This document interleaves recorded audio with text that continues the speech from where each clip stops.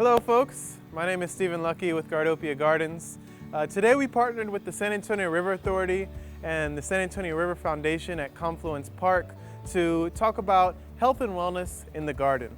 A lot of times gardening can be seen as an environmental or a social benefit, but there's also quite a few health benefits for the human body. That includes exercise and nutrition.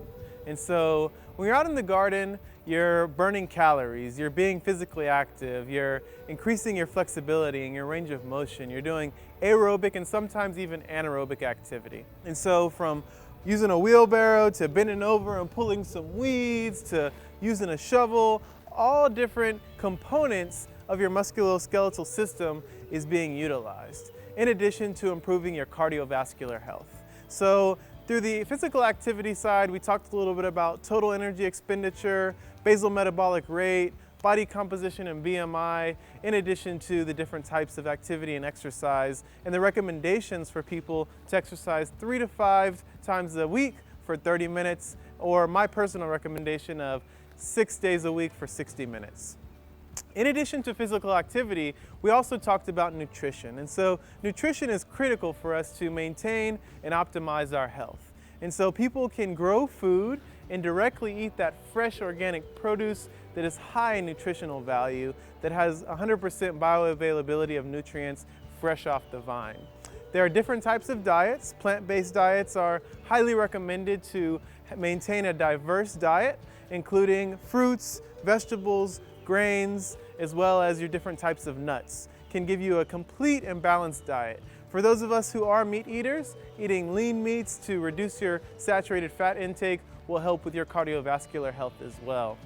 Another activity that we did here during Fit and Flow was talking about hydration and the necessity to stay hydrated with lots of water, and also thinking about electrolytes. At the end, we actually made some lemongrass tea. So lemongrass is a great plant to grow here in the South Central region. It can be an ornamental, it's a great herb, it grows almost year-round, and it can be propagated quite easily.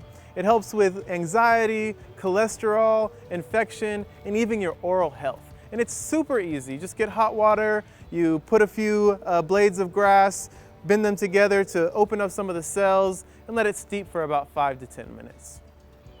Hello, my name is Marissa Turvin, and I'm the Operations Director and founder of Yanawana Herbobalrios. We're a San Antonio area nonprofit that provides free botanical integrative healthcare clinics to our most vulnerable populations.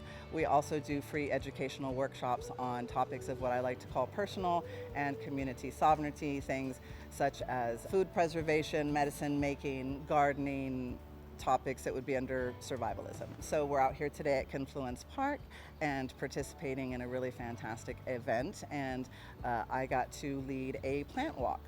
So what I pretty much focused on was some of the native plant life that we have here in San Antonio, the bioregional medicinal plants.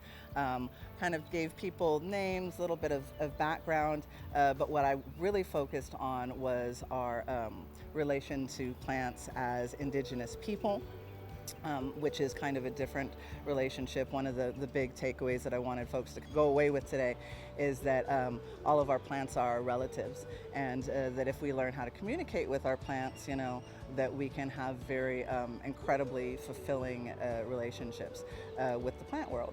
And so we focused a lot talking about two really ancient plants with very strong roots in the indigenous history of the North and South American people, sunflower and the cactus. And so we talked about the medicinal uses, the food uses, the survivalism uses, you know, the connection to our people, the sacredness of the plants, and how big of an identity that those two plants actually play in our ancestral roots.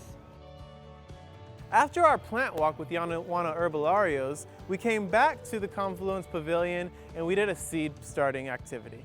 So using peat moss planters, which are biodegradable, a little bit of vermicompost, some granular fertilizer, and a seed starting soil mix, we were able to plant watermelons, pumpkins, basil, and other heat-loving plants that will grow from June all the way into August and September. For more information about Gardopia Gardens, I encourage y'all to follow us on social media. Instagram and Facebook is @Gardopia Gardens. You can also go to our website, gardopiagardens.org, or come and visit us on 619 North New Braunfels on the east side of San Antonio, located close to downtown.